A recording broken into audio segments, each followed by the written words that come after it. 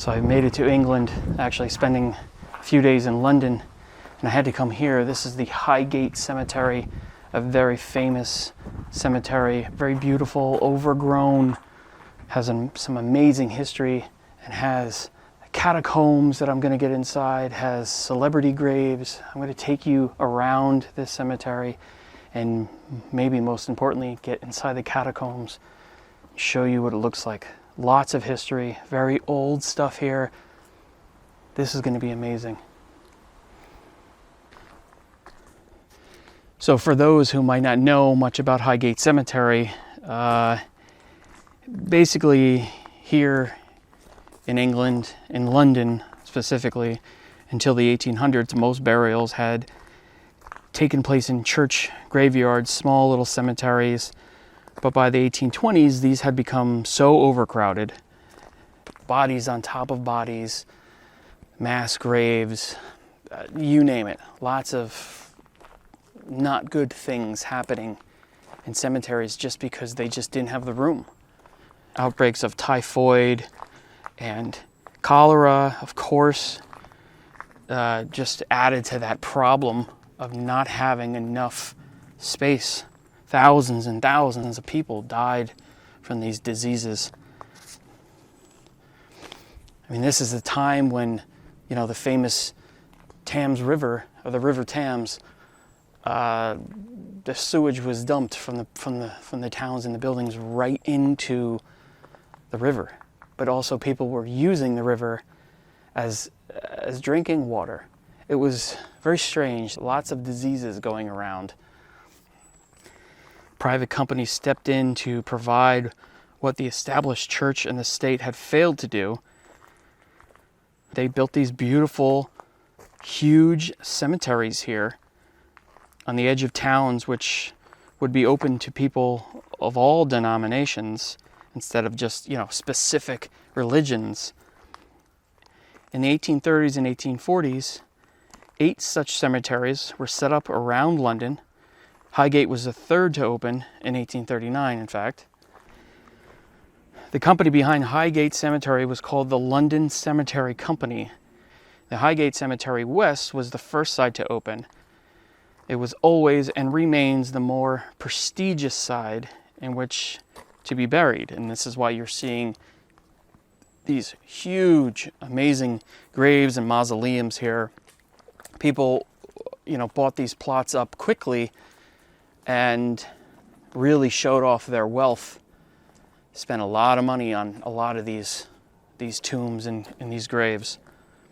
One of the first famous burials, famous graves that I've come across here is none other than Gene Simmons. Not the Gene Simmons with the long tongue from Kiss, but Gene Simmons, the actress that was in Spartacus. So if you've ever seen that movie, then you have seen this actress. Died in 2010. Also, she was in Guys and Dolls, if you've ever seen that.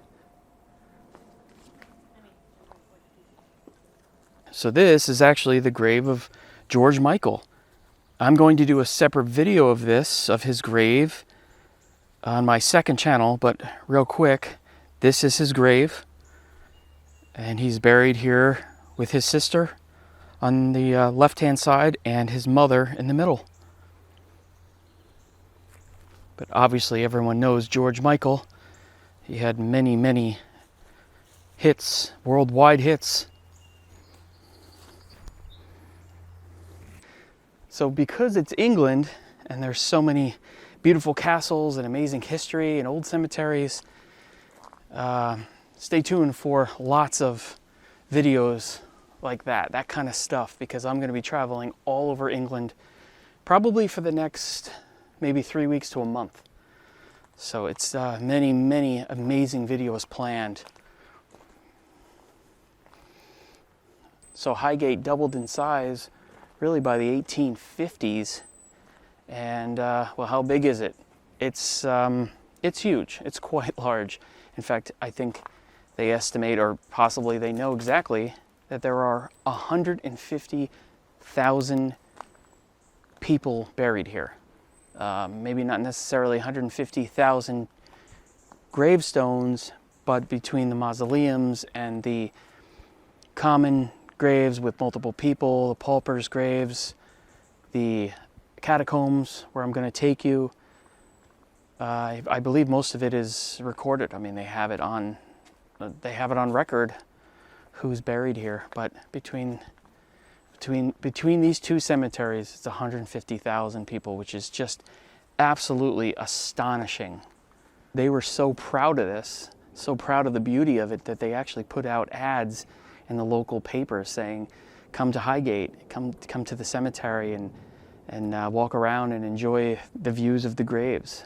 At the time, you could see all of London. Now it's grown in because it had abandoned in 1969. For almost 10 years, or roughly right around 10 years, people got in here, they damaged things. They got into the catacombs even, which I'm going to show you when we get down in the catacombs. I'm going to show you some of the damage that some of these people did. Lots of gross stuff down there. I'll explain all that when we're there, though. When we get down in the catacombs, you'll hear all the stories. So some of you might be wondering why the place, if it was so prestigious and so big, why was it left to be abandoned? Well, like it happens many times. I've seen it often. These cemeteries, as much money as they make and as successful as they are, they run out of room. So if you can't sell plots, you can't make any money. So they completely just abandoned the property. I mean, they left everything. The records in the offices, everything. And I don't know, who knows what happened to them at that point. And that's when the thefts started and the damage, the vandalism started. And that's where this whole area was just left to Mother Nature to completely take over once again. Look at this one. This is quite a sizable dog here. This is Thomas Sayers. He was a bare-knuckle boxer. Look at that. He died 1865, November 8th. If you follow soccer or football, then you would know this name. He was a coach, and he unfortunately died right on the field during practice. So, to anybody who is a soccer or football lover, you may know that name.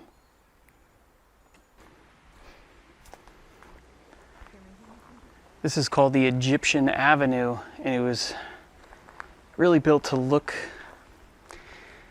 like the Egyptians had built it, like the pyramids and things like that, but it doesn't really resemble that kind of stuff. But this was their take on it. And there's a number of these mausoleums in here, I guess, or maybe this is just one big one. All look identical with the upside down torch. There's 16 of these, and each one can fit up to 12 people. So 16 times 12. But and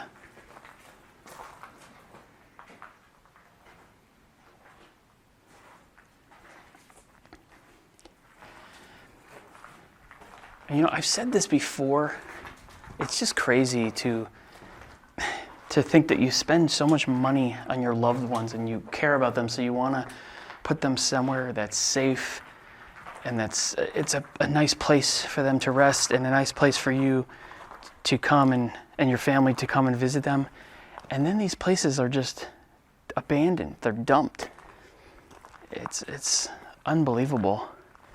And actually, speaking of that, when I told you that things had been vandalized during that time that it was just left abandoned, this is one of the small little mausoleums that was damaged. So this was replaced. This is new, but this is the original. And you can see where they tried to pry it open, or they did. And they got in there and they robbed the bodies and did some pretty gross stuff. Probably mutilation, things like that. So that's a church in the background, but right here is the catacombs, the main entrance is right there.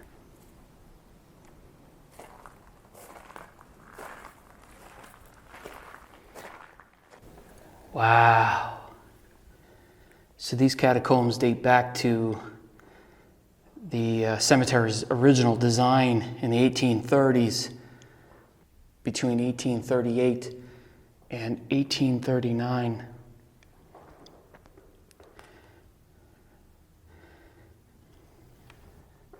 This took the place of a mansion that was here. It was torn down in the 1830s to make way for this and parts of the cemetery. And we are completely above ground. So there's really no water issues or, any kind of dank smell. Nothing really out of the ordinary for this type of environment, at least. But this would have been used as temporary housing or a temporary resting place or permanent.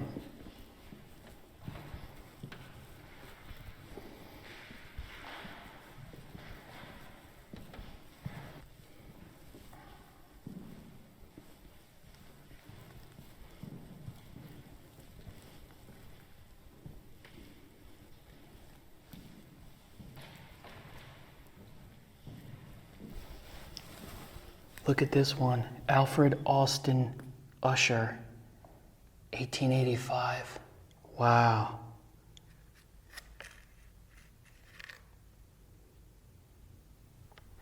So look here, you can see lead-lined caskets here. So the wood is very beautiful. I guess typically the wood would have been on the outside. I don't know if these are all lead-lined.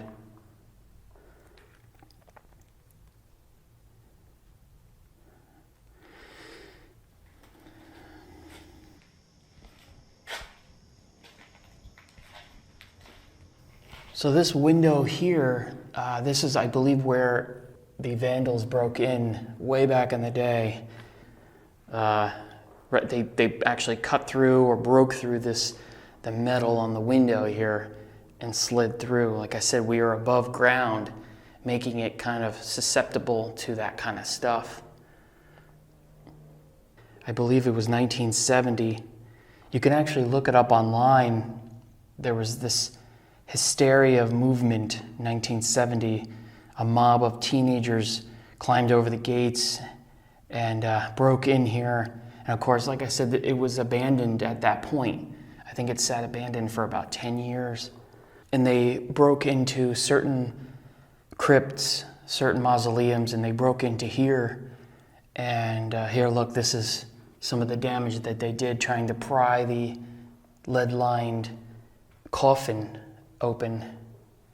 They believed that they were vampires, or there were vampires here. So they actually even, they defaced graves, and they actually even dug bodies up and defaced or mutilated the bodies, which is really a shame. They obviously were not vampires. Wow, look at this. You can see a lot of these are really deteriorated. They've been here for 150 years.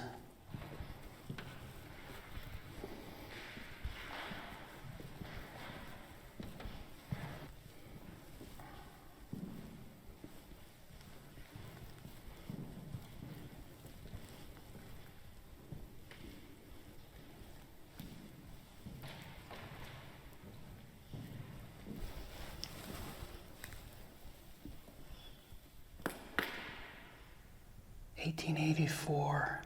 Samuel Knight died 1880.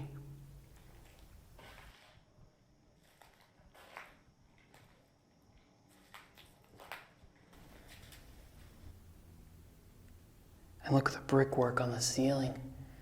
That is beautiful. Wow. Amazing.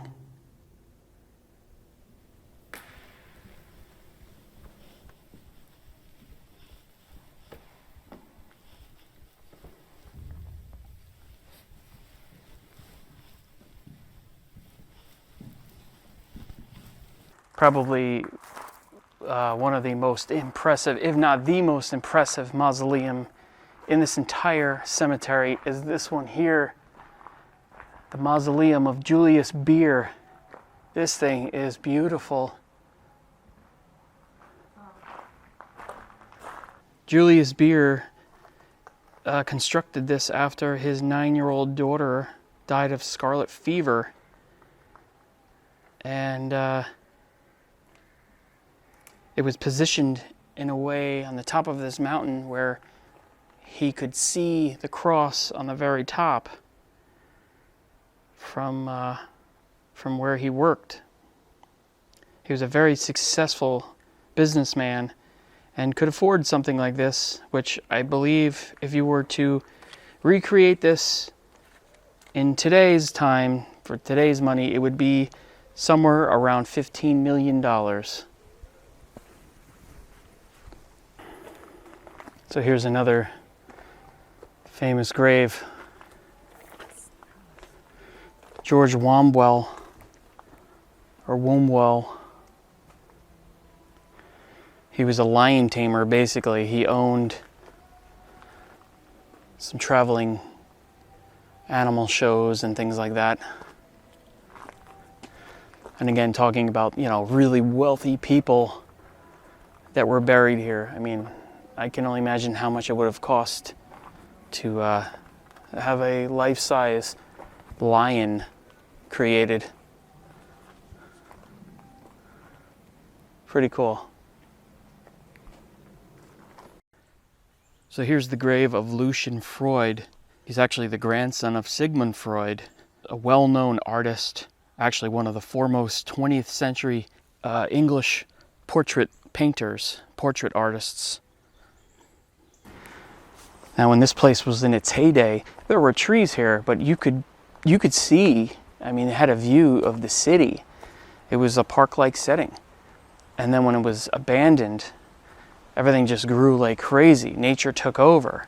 So now there is absolutely no views at all. But I think there are some plans to get this kind of back to how it was in its heyday. And, I hope they keep some of the overgrown areas because I think it's beautiful like this. It really gives it such character. It's really nice. It has a warm feeling, I guess you could say. Maybe to some of you it's creepy, but I think it's really awesome like this. So this has been a tour of Highgate. Hope you enjoyed it. I'm getting on to a next amazing place here in England. I will be here for a couple weeks or a few weeks, and I'll see you in the next video.